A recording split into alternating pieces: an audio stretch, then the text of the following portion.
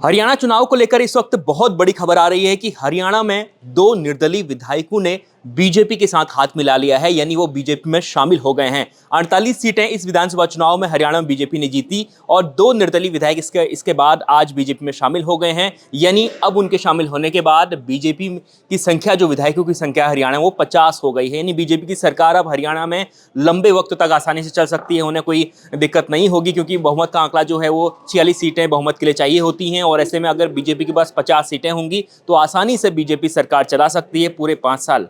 इसके अलावा आपको बता दूं कि हरियाणा में इससे पहले बीजेपी के पास पिछले चुनाव में कम सीटें थी, जेजेपी के साथ गठबंधन था, लेकिन इस बार बीजेपी अपने दम पर 48 सीटें जीत कर आई और दो नए विधायक जो हैं वो शामिल हो गए हैं। कौन कौन से विधायक हैं ये आपको बताता हूं।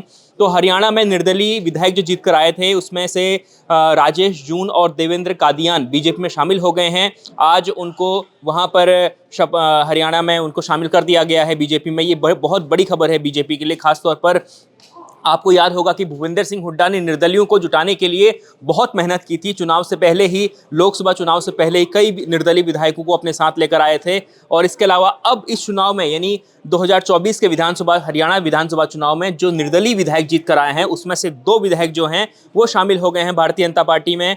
अब उनके पास जो संख्या हो जाएगी, 50 विधायक हो जाएंगे भारतीय जनता पार्टी के पास इन दोनों के शामिल होने के बाद।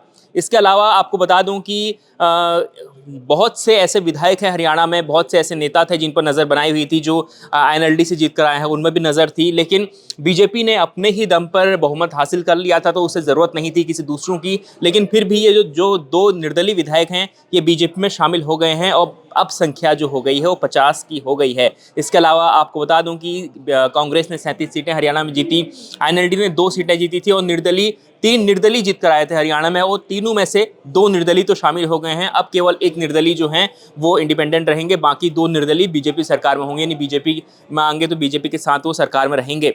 तो ये बहुत बड़ी खबर हरियाणा से आ रही है। कल भारतीय जनता पार्टी ने जिस तरीके से शुरुआती रुझान थे उसमें से कांग्रेस ने बढ़त बना ली थी, लेकिन जैसे ही EVM खुलने शुरू हुए तो बीजेपी ने वापसी की और ऐसी बम्पर वापसी की कि उन्होंने वहां पर बहुमत हासिल कर लिया। अब हरियाणा में भारतीय जनता पार्टी की सरकार बनेगी। नायब सिंह सैनी के चेहरे पर चुनाव लड़ा गया था। अब ये देखना होगा कि नायब सिंह सैनी ही मुख्यमंत्री होते हैं या कोई दूसरा दाव यहाँ पर भारतीय जनता पार्टी आजमाती है। लगातार देखते रहिए India.com।